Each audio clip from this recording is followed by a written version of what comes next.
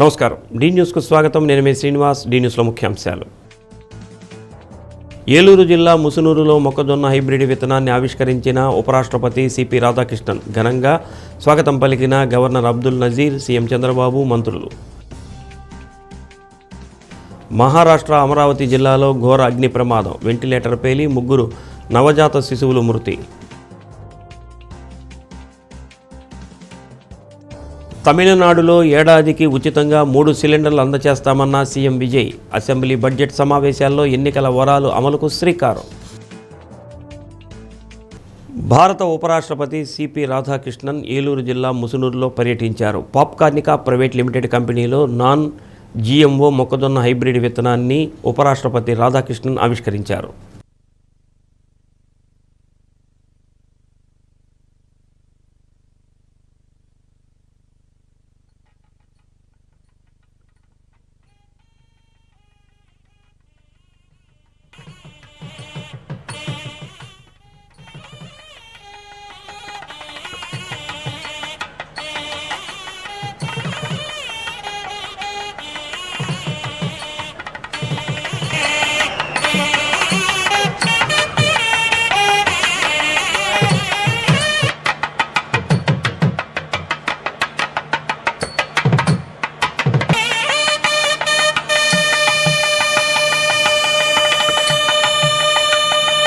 కార్యక్రమానికి విచ్చేసిన ఉపరాష్ట్రపతి రాధాకృష్ణన్ను గవర్నర్ అబ్దుల్ నజీర్, సీఎం చంద్రబాబు, మంత్రులు నారా లోకేష్, పొలుసు పార్థసారథి అచ్చెన్నాయుడు, కలెక్టర్ వెట్రి సెల్వి, ఎస్పీ ప్రతాప్ శివకిషోర్, జేసీ అభిషేక్ గౌడ్ తదితరులు ఘనంగా స్వాగతం పలికారు. అతిథులకు ఫ్యాక్టరీ యాజమాన్యం కొండపల్లి బొమ్మలను జ్ఞాపికగా అందజేశారు. పాప్కార్న్ సీడ్ ఆవిష్కరణ సందర్భంగా పలువురు రైతులను ఘనంగా సత్కరించారు.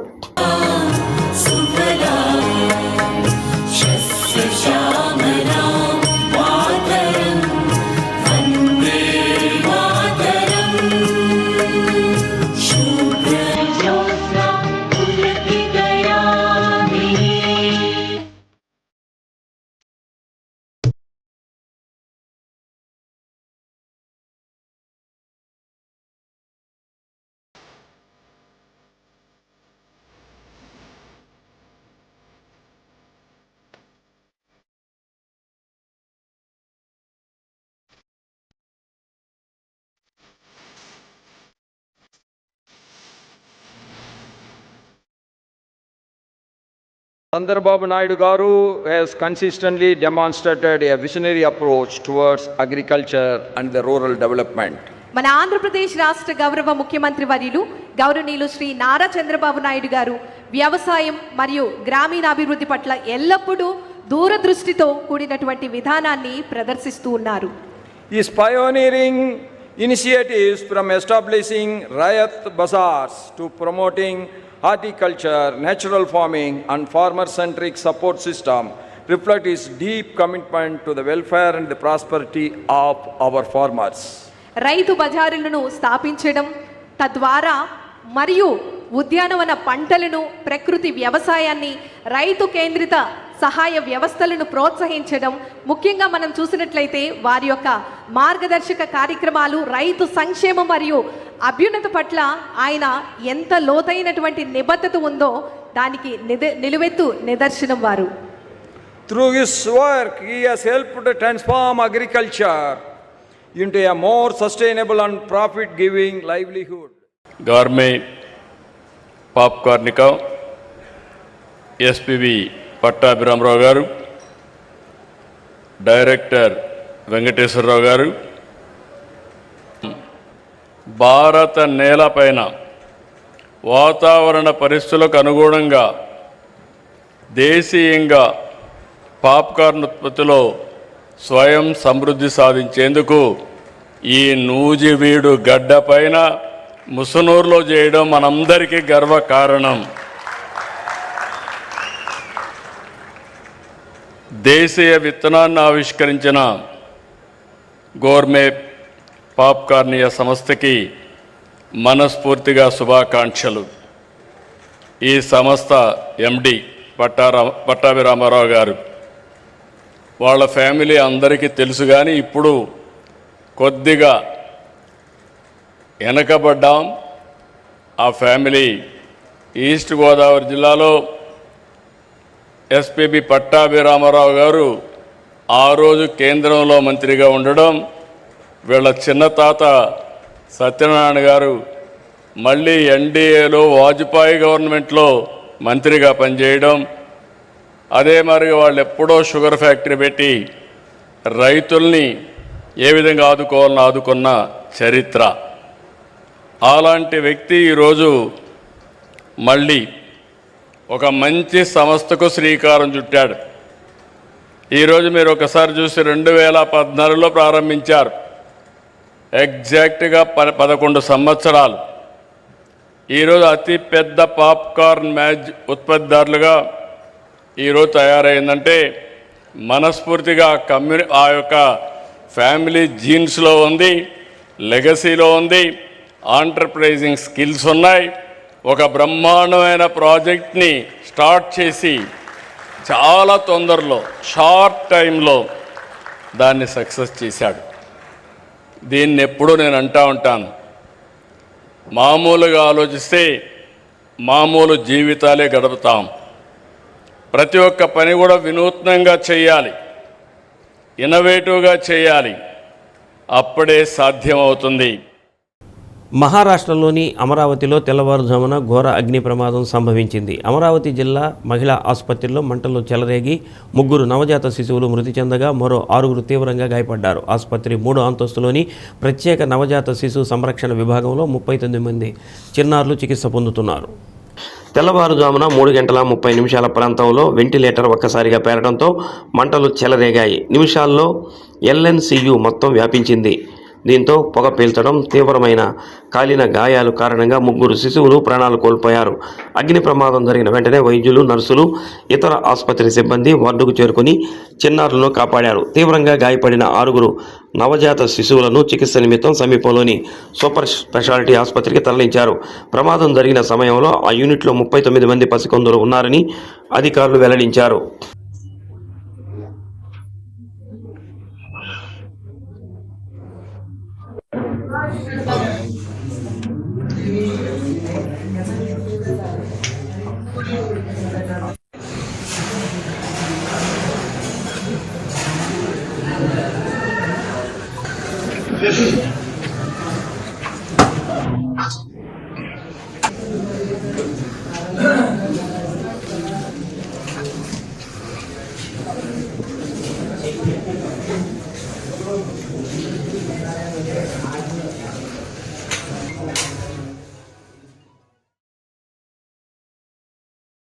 టంగుటూరి ప్రకాశం పంతులు అప్పుడప్పుడు దేవరంపాడుకు వచ్చేవారు.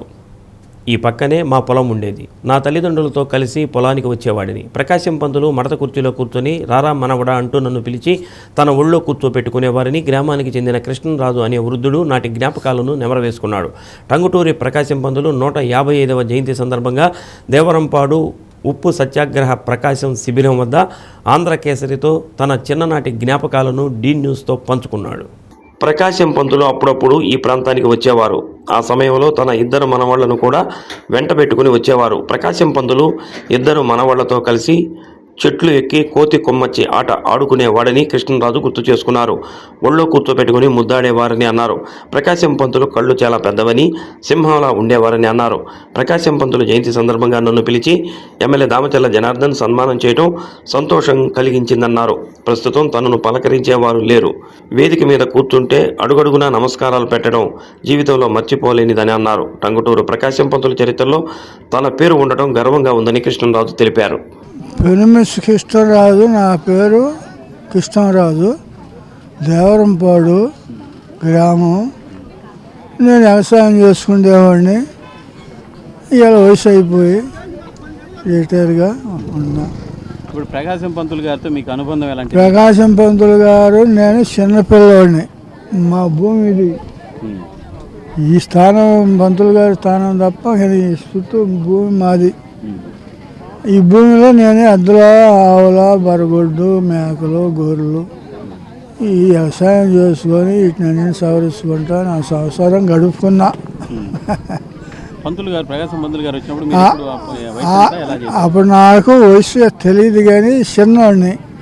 అంత ఆలోచన మనకి ఏదైనా పిల్లవాడిగా తిరిగానే కానీ ఆయన ముఖ్యమంత్రి అని తెలీదు, ఆయన ప్రధాన మద్రాసు ముఖ్యమంత్రి అని తెలీదు. ఏదో ఆంధ్రాలో ముసలాడు వచ్చి ఉన్నాడు బాడవన. ఊళ్ళో అంటే ఆయన ఇక్కడ ఉంటే నేను మా అమ్మ నాన్నతోటి ఇక్కడ పొలం వచ్చేవాడిని.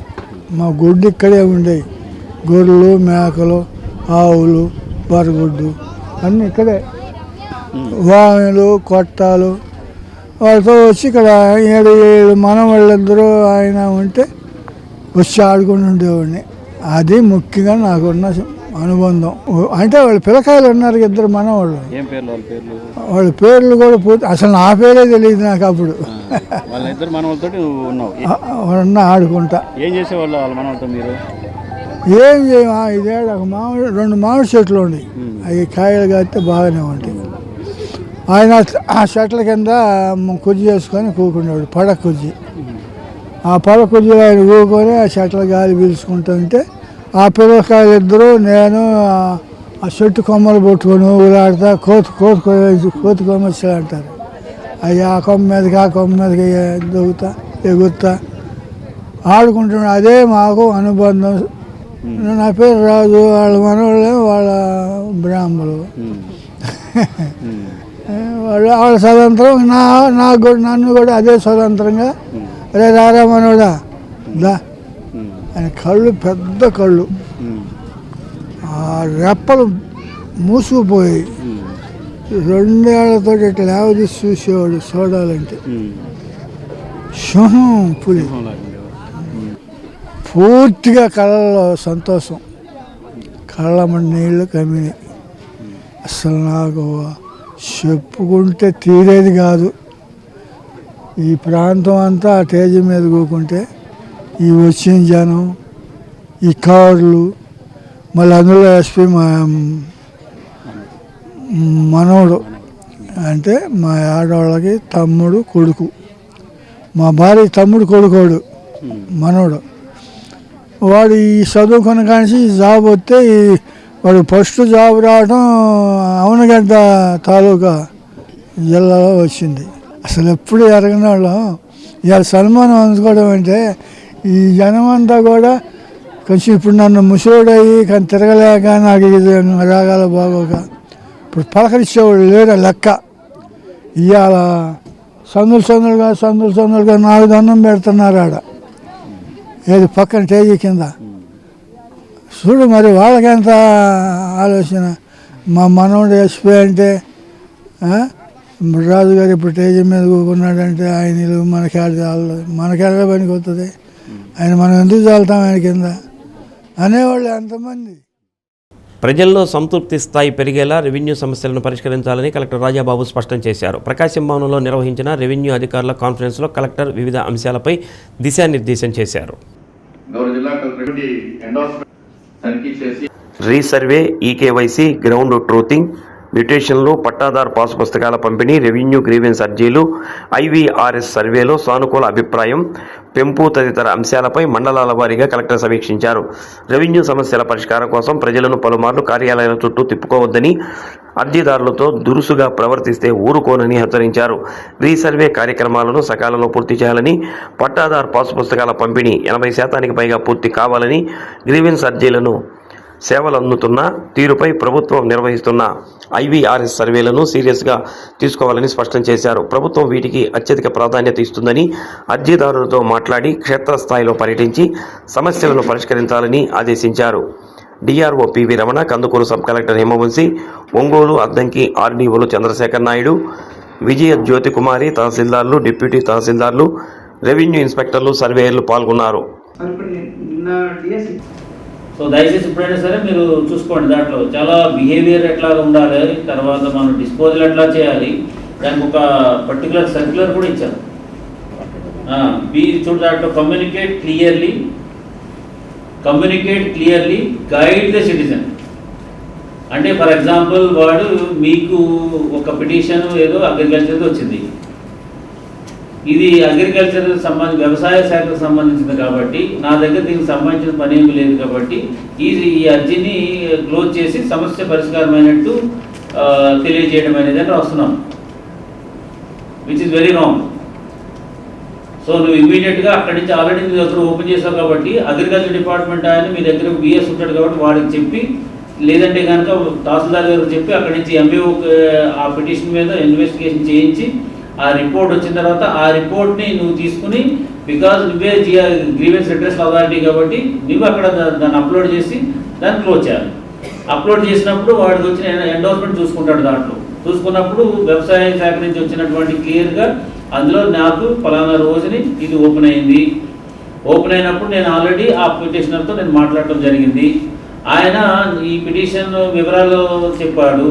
ఈ వివరాల ప్రకారం చూస్తే ఇది రెవెన్యూ కాదు, ఇది అగ్రికల్చర్కి సంబంధించింది అనేది నాకు తెలియజేయమైనది. దాని ప్రకారం నేను మా తహసీల్దార్ గారు తెలియజేయగా అగ్రికల్చర్ ఆఫీసర్ గారు మళ్ళీ వాళ్ళని కాంటాక్ట్ చేసి వెరిఫై చేసి ఈ రకమైనటువంటి వాటితో పాటు పీజీఆర్ఎస్ సంబంధించిన సబ్జెక్ట్ కూడా రివ్యూ చేయడం జరుగుతుంది. ఈ పీజీఆర్ఎస్ సంబంధించిన సబ్జెక్టులో మరి గతం నుంచి మనము చూస్తున్నప్పుడు చాలా పిటిషన్స్ అన్నీ డిస్సాటిస్ఫికేషన్స్ రావటం, అదేవిధంగా ఎక్కువగా రీఓపెన్ అవ్వటం,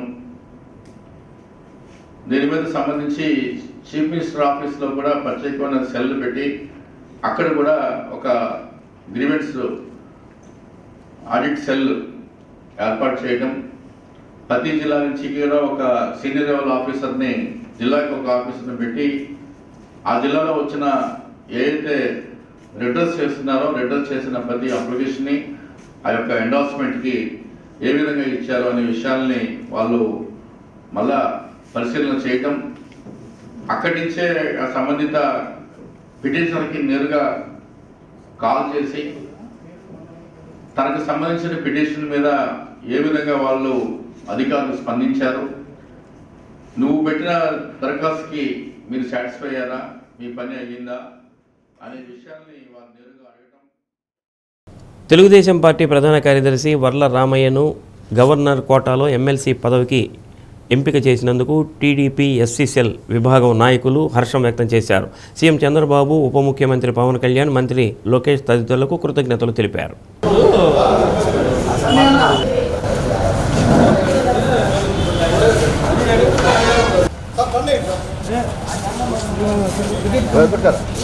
జోహార్ ఇండియా, జోహార్ ఇండియా, జోహార్ ఇండియా, జిల్లాలి ఒక నరసింహ, జిల్లాలి దామచంద్ర జనార్దన్ గారి నాయకత్వం.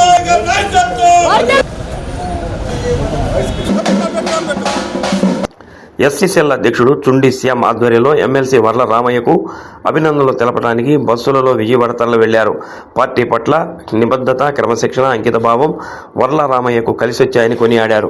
PDCC bank person in charge doctor Kamepalli Sitaramaiah, Lingamgunta PACS chairman Nalamothu Balagangadhar, నగర పార్టీ అధ్యక్షుడు మదన్, మండల పార్టీ అధ్యక్షుడు గుండపనేని శ్రీనివాసరావు, పార్టీ నాయకులు పాల్గొన్నారు.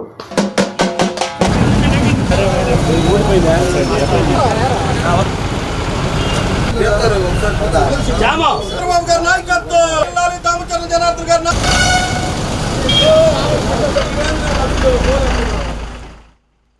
మన పెద్దలు వర్ల రామయ్య గారికి ఎమ్మెల్సీ, మన పార్టీ కూటమి ప్రభుత్వం ఎమ్మెల్సీ పదవి ఇచ్చి ఆయన్ని గౌరవించుకోవడం జరిగింది. అలాగే వర్ల రామయ్య గారు సీనియర్ పార్టీకి ఎప్పటి నుంచో ఎంతో కాలం నుంచి ఆయన సర్వీస్ చేస్తూ వాళ్ళ కుటుంబం ఎప్పటి నుంచో తెలుగుదేశం పార్టీకి అండగా ఉంటా ఉంది.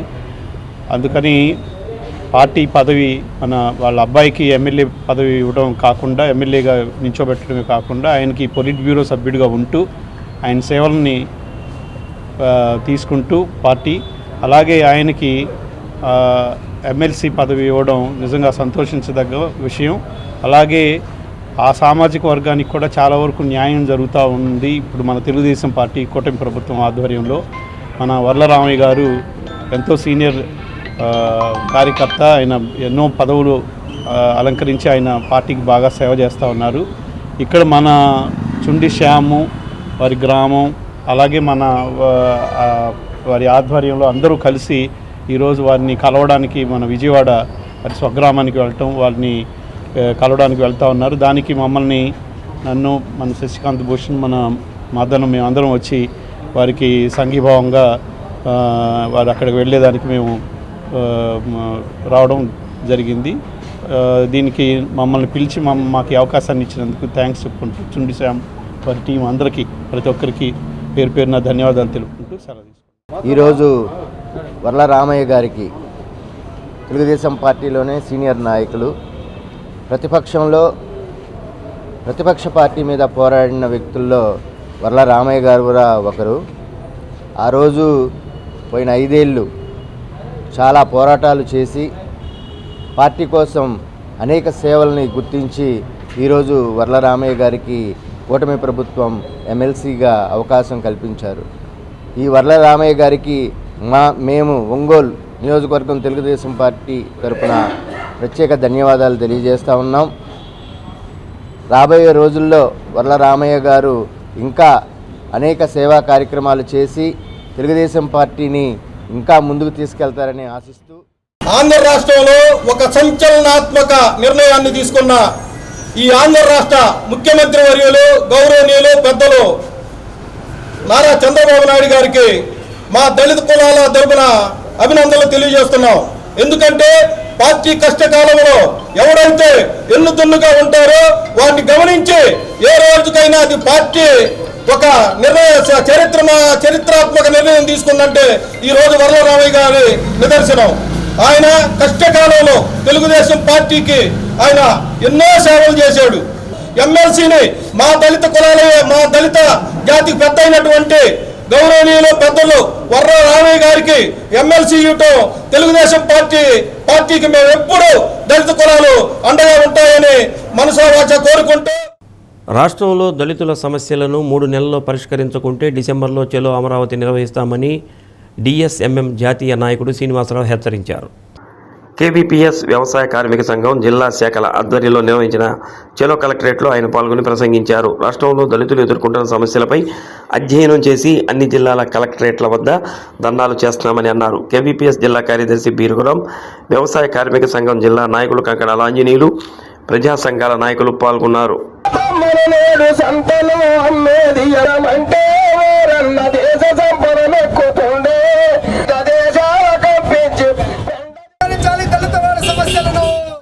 ఈరోజు రాష్ట్ర వ్యాప్తంగా దళితులు గిరిజనుల యొక్క సమస్యల మీద చలో కలెక్టరేట్ కార్యక్రమాన్ని నిర్వహిస్తూ ఉన్నాం. ఇది ఆరంభం మాత్రమే. మేము అనేక గ్రామాలు, పట్టణాల, వార్డుల్లో అధ్యయనం చేసి మా కార్యకర్తలు ఊరూరా తిరిగి ప్రతి ఒక్కరిని కలుసుకుంటే ఈరోజు తీవ్రమైన నిర్లక్ష్యానికి గురవుతున్నాయి. సాధారణంగా గ్రామాల్లో జరిగిన అభివృద్ధి కూడా దళిత వాళ్ళు జరగటం లేదు. చిన్న చిన్న సమస్యల మీద కూడా వివక్షత. ఈరోజు నూజెళ్లపల్లి గ్రామం చూస్తే అక్కడ దళిత విగ్రహం, ఒక అంబేద్కర్ విగ్రహం పెట్టుకోవాలంటే, ఒక బోర్డు పెట్టుకోవాలంటే రోడ్డుకి మీద వాళ్ళ వాడకపోయేటువంటి రోడ్డు దగ్గర అభ్యంతరకరం. నిర్వాసితుల కాలనీలో దళితులకి రోడ్డు పక్కన ఇళ్ళు ఇస్తే అభ్యంతరం. ఊళ్ళలో ఆడవాళ్ళని, దళిత మహిళల్ని నీచంగా ఇప్పటికీ పిలుస్తున్నారు, అగౌరవపరుస్తున్నారు. ఇప్పటికీ దేవదాసి లాంటి వ్యవస్థ ఇక్కడ మనకి కొనసాగుతూ ఉన్నది. ఉలవపాడు మండలంలో మా దృష్టికి వచ్చింది. అన్నిటికన్నా పెద్ద సమస్య ఈరోజు శ్మశాన వాటికలు లేవు. ఇళ్ల స్థలాలు, ఇళ్ళు కట్టేయలేదు, మధ్యలోనే ఆగిపోయినాయి అన్నీ కూడా ఇళ్ళు. ఎక్కడ బతకాలి వాళ్ళు? చనిపోయిన తర్వాత గౌరవప్రదమైన శ్మశాన వాటికలు కూడా కేటాయించబోతే ఈ ప్రభుత్వం ఏం చేస్తున్నట్టు? జీవోలు ఎందుకు, చట్టాలు ఎందుకు, చట్టుబండాలు చేసుకోవటానిక? ఈ రాబోయే 3 నెలల్లో ప్రభుత్వం ప్రత్యేకమైన యాక్షన్ టీములు వేసి ఈ సమస్యలన్నీ కూడా ఒక్కొక్కటిగా పరిష్కరిస్తారా? సరే, లేదంటే డిసెంబర్ తర్వాత చలో అమరావతితో సహా రాష్ట్ర వ్యాప్తంగా పెద్ద ఎత్తున కార్యాచరణ చేపట్టడానికి ఈరోజు కేవీపీఎస్ ఇతర ప్రజా సంఘాలు సిద్ధంగా ఉన్నాయి. ప్రభుత్వం దీన్ని ఆషామాషిగా తీసుకోవద్దు, సీరియస్గా తీసుకొని ప్రత్యేకమైన యాక్షన్ టీములు వేసి దళిత గిరిజన వాడల అభివృద్ధికి చర్యలు తీసుకోవాలని చెప్పి మేము డిమాండ్ చేస్తున్నాం. ఈరోజు రాష్ట్ర వ్యాప్తంగా జరుగుతున్న చలో కలెక్టరేట్లో ప్రభుత్వానికి గ్రామాన లిస్టులో కూడా మేము పెట్టాం. ఈ లిస్టులన్నీ కూడా ప్రభుత్వం దృష్టి తీసుకుపోతాం. ఏ గ్రామానికి ఆ గ్రామం ఈ సమస్యలన్నీ కూడా పరిష్కరించాలని చెప్పి మేము డిమాండ్. తమిళనాడు అసెంబ్లీ వేదికగా మహిళలపై ముఖ్యమంత్రి జోసెఫ్ విజయ్ వరాల జల్లు కురిపించారు. ఎన్నికల హామీ మేరకు నేడు శాసనసభలో పలు సంక్షేమ పథకాలు ప్రారంభించనున్నట్టు తెలిపారు. బడ్జెట్ సమావేశాల సందర్భంగా అర్హులైన ప్రతి కుటుంబానికి ఏడాదికి 3 ఉచిత ఎల్పీజీ సిలిండర్లు అందించనున్నట్లు సీఎం విజయ్ ప్రకటించారు. అన్నపూర్ణి సూపర్ 6 పథకం కింద దీనిని అమలు చేయనున్నట్లు సీఎం విజయ్ పేర్కొన్నారు. లబ్ధిదారుల బ్యాంకు ఖాతాల్లో నగదు నేరుగా జమ అయ్యేలా పథకాన్ని అమలు చేయనున్నట్లు వెల్లడించారు. ఈ ఉచిత ఎల్పీజీ సిలిండర్ల పథకాన్ని వచ్చే ఏడాది పొంగల్ పండుగ నుంచి అమలు చేస్తామని అన్నారు. ఈ పథకం కింద సుమారు 1.30 కోట్ల కుటుంబాలకు లబ్ధి చేకూరనుంది. రాష్ట్ర ఖజానాపై ఏడాదికి సుమారు 4,000 కోట్ల వ్యయం పడనుంది. మహిళలు, ట్రాన్స్జెండర్ల కోసం ఉచిత బస్సు ప్రయాణాన్ని మరింత విస్తరిస్తూ వెట్రి పైన తిట్టం పథకాన్ని సీఎం ప్రకటించారు. ఈ పథకం ద్వారా ట్రాన్స్జెండర్లకు ఉచిత బస్సు ప్రయాణాన్ని ప్రకటించడంతో పాటు మహిళల కోసం దీని పరిధిని విస్తరించారు. ఇకపై express, limited stop services, deluxe సర్వీసుల బస్సుల్లోనూ మహిళలు, ట్రాన్స్జెండర్లు ఉచితంగా ప్రయాణించే అవకాశం ఉందని అన్నారు. ఉచిత ప్రయాణం పొందేందుకు ఆదాయ పరిమితి, ప్రయాణాల సంఖ్యపై ఎలాంటి నిబంధనలు ఉండవని సీఎం స్పష్టం చేశారు. గాంధీ జయంతి రోజైన అక్టోబర్ 2 నుంచి ఈ పథకం అమల్లోకి రానున్నదని అన్నారు. అసెంబ్లీ వేదికగా సీఎం మరో సంచలన నిర్ణయం ప్రకటించారు. చెన్నై శివార్లోని పరందూర్లో 2వ విమానాశ్రయం నిర్మించాలన్న ప్రతిపాదనను తమ ప్రభుత్వం విరమించుకుంటున్నట్లు తెలిపారు. విమానాశ్రయాన్ని వ్యతిరేకిస్తూ ఆందోళన చేస్తున్న వారికి తన మద్దతు ఉంటుందని స్పష్టం చేశారు. పరందూర్ విమానాశ్రయ ప్రాజెక్టును విరమించుకుంటున్నాం. ప్రతిపాదిత విమానాశ్రయానికి వ్యతిరేకంగా పోరాడుతున్న నిరసనకారులకు నేను అండగా ఉంటానని సీఎం పేర్కొన్నారు. வெற்றி மகளிர் ஆடுகள் வளர்ப்பு திட்டம், அண்ணனின் சீர்திட்டம் போன்ற திட்டங்கள் அறிவிக்கப்பட்டு அதற்கான நிதி ஒதுக்கீடும் செய்யப்பட்டு நடைமுறைப்படுத்த நடவடிக்கைகள் மேற்கொள்ளப்பட்டு வருகிறது. மேலும் நமது அரசு மக்களின் வாழ்வாதார முன்னேற்றத்தினை முதன்மை நோக்கமாக கொண்டு வெற்றி தொலைநோக்கு திட்ட ஆவணத்தினை, வெற்றி விஷன் டாக்குமெண்ட் வெளியிட்டுள்ளது. அந்த திட்ட ஆவணத்தின் அடிப்படையில் இலக்கு நிர்ணயம் செய்து பல்வேறு திட்டங்கள் அடுத்து வருகின்ற 1ஆம், 3ஆம் மற்றும் 5ஆம் ஆண்டிற்குள் நிறைவேற்றத்தக்க திட்டங்களாக வகைப்படுத்தப்பட்டுள்ளது. వెలిగొండ ప్రాజెక్టు నుంచి నల్లమల్ల సాగర్కు నీటి విడుదల చేయడానికి సీఎం చంద్రబాబు రానున్నారని ఎమ్మెల్యే కందుల నారాయణ రెడ్డి తెలిపారు. మార్కాపురం నియోజకవర్గంలోని అన్ని మండలాలు, 2 మున్సిపాలిటీల తెలుగుదేశం పార్టీ నాయకులు, కార్యకర్తలు, నాయకులు వేలాదిగా వచ్చి కార్యక్రమాన్ని విజయవంతం చేయాలని కోరారు.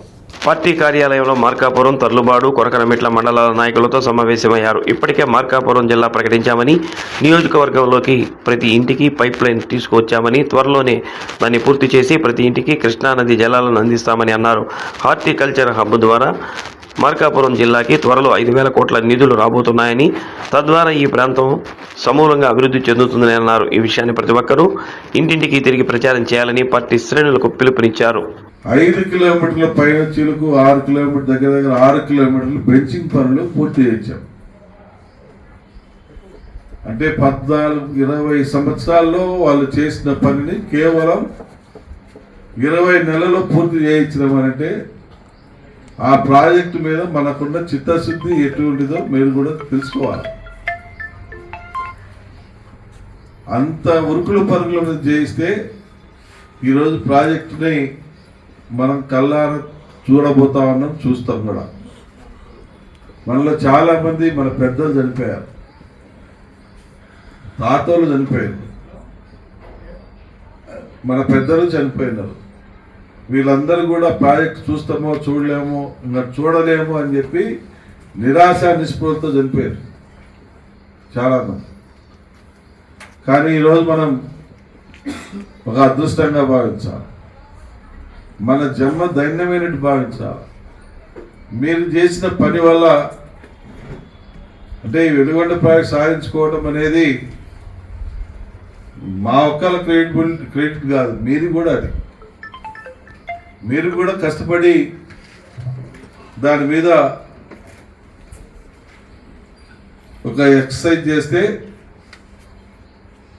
దాంట్లో భాగంగా మనం ఈరోజు అందరం సంతోషపడబోయేటువంటి సమయం. ఇంతటి గొప్ప అవకాశం అనేది ఎవరికి రాలా. కళ్ళ ముందు ప్రాజెక్టు శంకుస్థాపనలు, కళ్ళ ముందు ప్రాజెక్టు ఈ రకంగా జరుగుతున్నటువంటి పర్యవేక్షణలు, లాస్ట్ ఎట్టకేలకు పూర్తి చేసుకోవటాలు, ఇంత అదృష్టం ఎవరికి కలిగి ఉండదు. ఈ 2 కాకుండా ఇంటింటికి పైప్ లైన్ ద్వారా వెలుగొండకు వచ్చే నీళ్లలో డ్రింకింగ్ వాటర్ తీస్తారు. ఒంగోలు మున్సిపాలిటీగా ఆవిర్భవించి 150 సంవత్సరాలు పూర్తయిన సందర్భంగా వివిధ రంగాలకు చెందిన 20 మంది ప్రముఖులతో వెలుగు మూర్తుల కళా ప్రాంగణం ఏర్పాటు చేస్తున్నట్లు ప్రాజెక్ట్ ఆఫీసర్ సంక్రాంతి వెంకటకృష్ణ తెలిపారు. నగరపాలక సంస్థ కార్యాలయంలో ఏర్పాటు చేసిన మీడియా సమావేశంలో వివరాలు వెల్లడించారు. గుంటూరు రోడ్డు నుంచి ఒంగోలు వచ్చే ఫ్లైఓవర్ వద్ద విగ్రహాలను ఏర్పాటు చేయనున్నట్టు తెలిపారు. ఈ వెలుగుమూర్తుల కళా ప్రాంగణాన్ని ఈ నెల 28వ తేదీ ఉదయం 10:30 రాష్ట్ర విద్యాశాఖ మంత్రి నారా లోకేష్ ప్రారంభిస్తారని అన్నారు. 20 విగ్రహాలకు సంబంధించిన వివరాలు వెల్లడించారు. అందరికీ నమస్కారం. ముఖ్యంగా ఒంగోలు నగరానికి సంబంధించి ఒంగోలు గ్రామంగా ఉండి మున్సిపాలిటీగా ప్రారంభమైన సంవత్సరం 1876.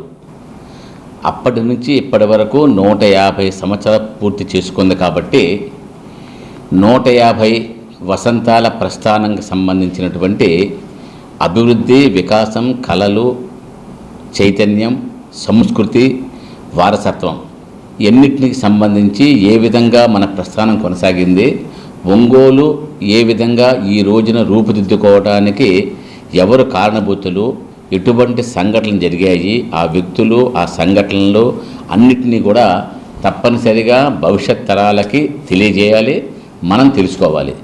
ఆ సందర్భంగా ఈ 150 సంవత్సరాల ప్రస్థానానికి సంబంధించినటువంటి ముఖ్యమైనటువంటి బాధ్యతని నేను తీసుకున్నాను. నా పేరు మీకు తెలుసు, సంక్రాంతి వెంకటకృష్ణ. ఇక్కడ మున్సిపల్ కమిషనర్గా పనిచేశాను. ప్రధానంగా ఈ యొక్క పురపాలనలో 150 సంవత్సరాలు జరిగింది ఇప్పటికీ. దీనికి సంబంధించి రేపు ఆల్రెడీ మొన్న ఎన్టీఆర్ కళాక్షేత్రంలో కార్యక్రమాన్ని ప్రారంభించాం. అంటే ఏమి చేయబోతున్నాం అనేది సూచన ప్రాంగణం తెలియజేశాము. ఈ రోజు ఏంటంటే ముఖ్యంగా మనకి గుంటూరు రోడ్డు నుంచి ఒంగోలులోకి వచ్చే దగ్గర ఫ్లైఓవర్ ఉంది.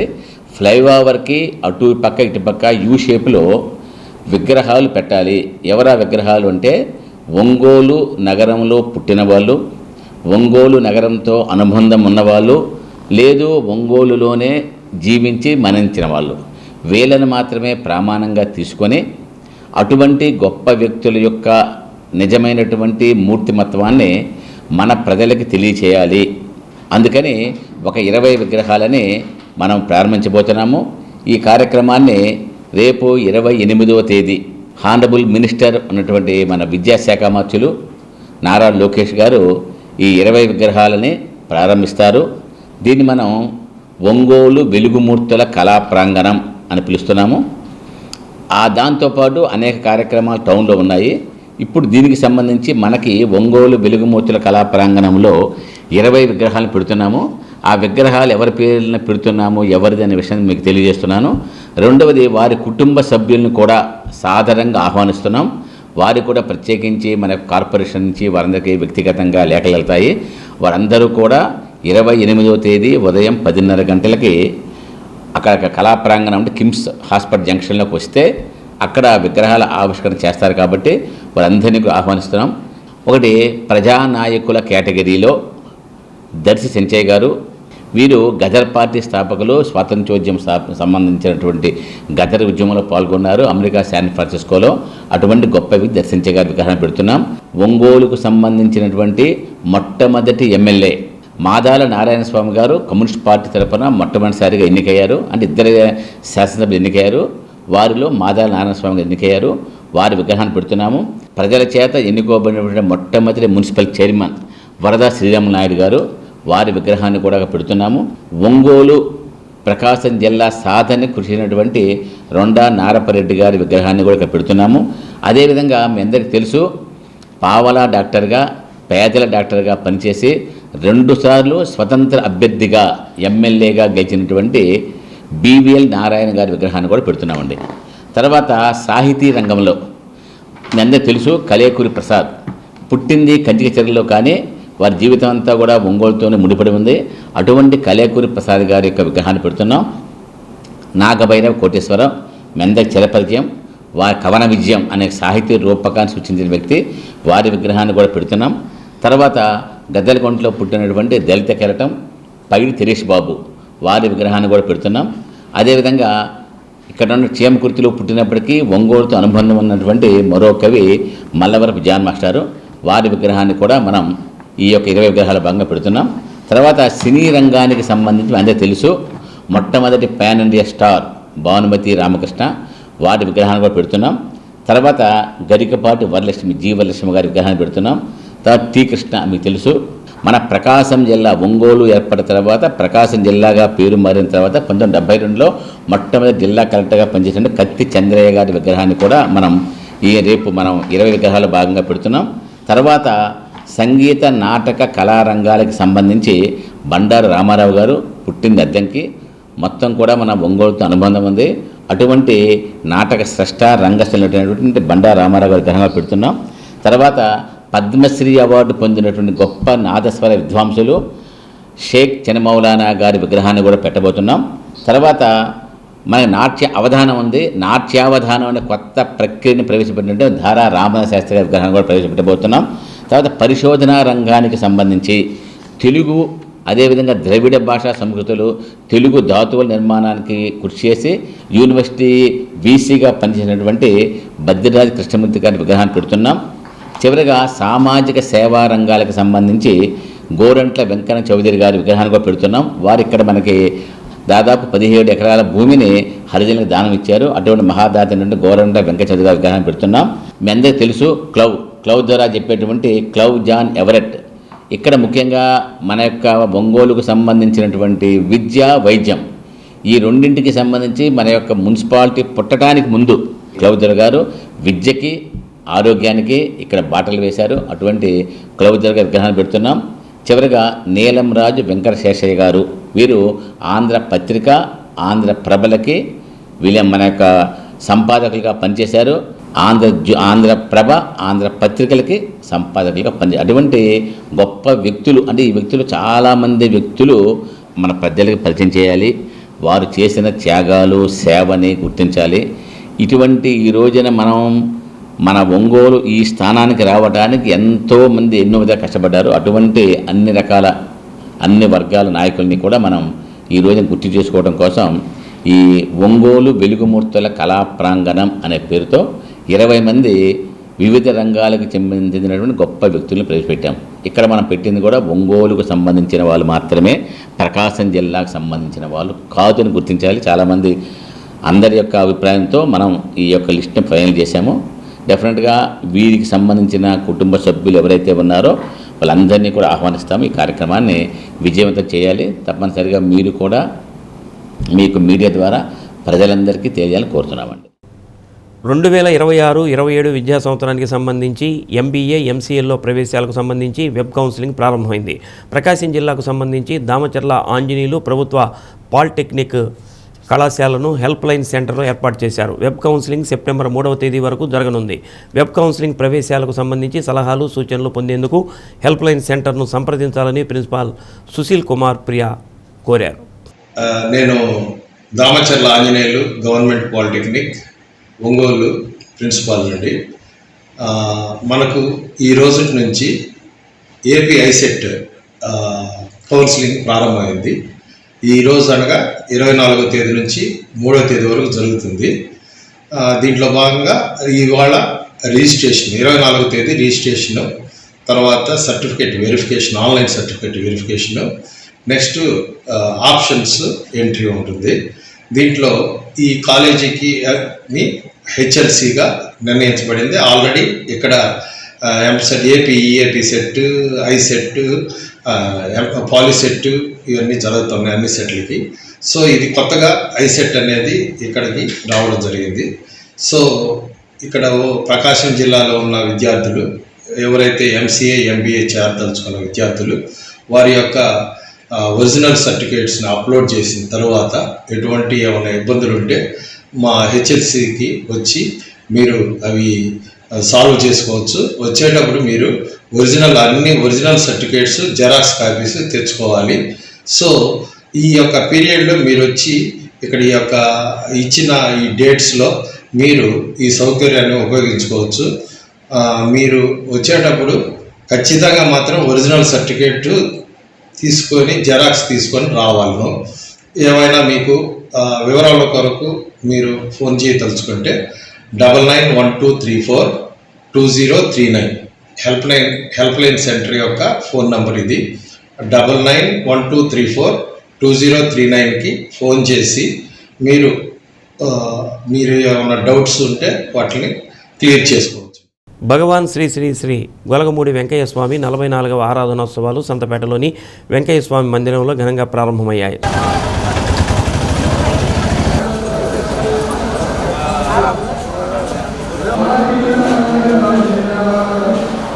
స్వామివారిని పలు రకాల పూలతో అలంకరించి విష్ణు సహస్రనామ పారాయణ చేశారు. ఆకలితో ఉన్నవారికి అన్నం పెట్టండయ్యా అన్న నినాదాన్ని సాక్షాత్తు వెంకయ్య స్వామి భక్తులకు ఉపదేశం చేశారని గాయకుడు ఐ మురళీకృష్ణ అన్నారు.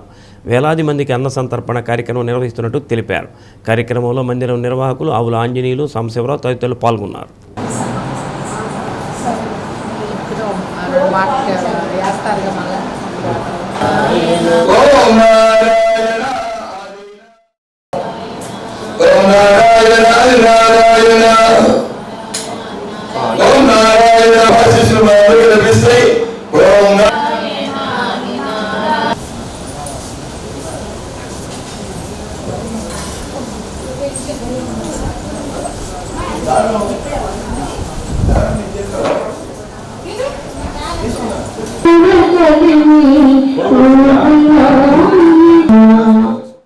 కలియుగ వరుడు భగవాన్ గొలగమూడి వెంకయ్య స్వామివారి 44వ ఆరాధన మహోత్సవాలు స్థానిక సంతపేట భగవాన్ గొలగమూడి వెంకయ్య స్వామి మందిరంలో గత 2 రోజుల నుంచి అత్యంత వైభవపేతంగా నేత్రపర్వంగా జరుగుతున్నాయి.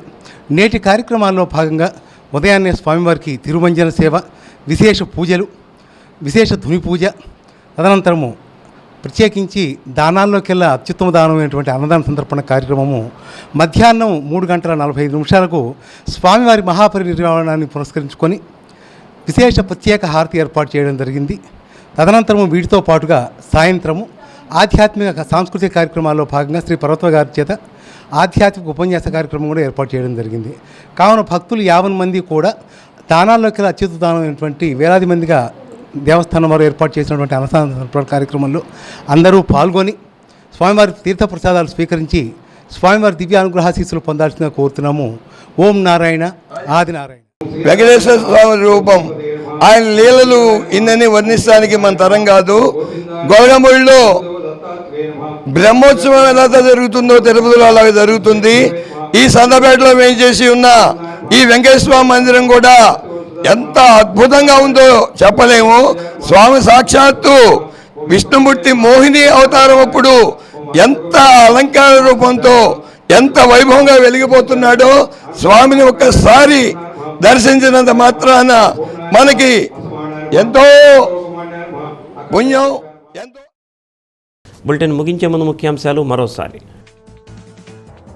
ఏలూరు జిల్లా ముసునూరులో మొక్కజొన్న హైబ్రిడ్ విత్తనాన్ని ఆవిష్కరించిన ఉపరాష్ట్రపతి సిపి రాధాకృష్ణన్ ఘనంగా స్వాగతం పలికిన గవర్నర్ అబ్దుల్ నజీర్, సీఎం చంద్రబాబు, మంత్రులు.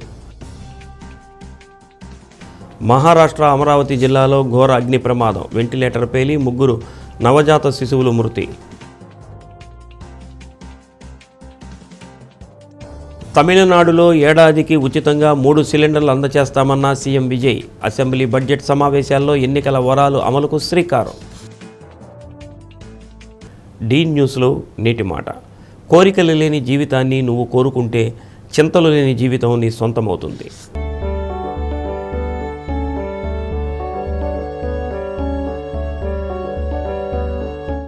డీ న్యూస్ ఇంతటితో సమాప్తం. నమస్కారం.